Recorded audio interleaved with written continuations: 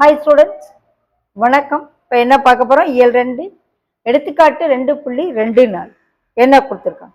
Cube root of 40 மற்றும் cube root of 16 பெருக்குக.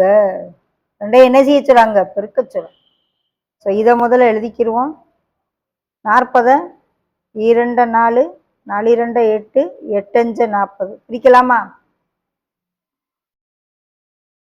16 2 4 4 2 8 8 2 16. Cube root இங்கே இந்த 3 2 இங்கே 3 2 வெளியே எடுத்துடலாம்.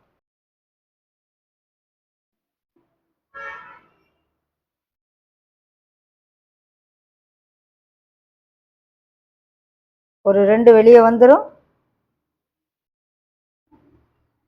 இங்கே ஒரு 2 வெளியே வந்துடும்.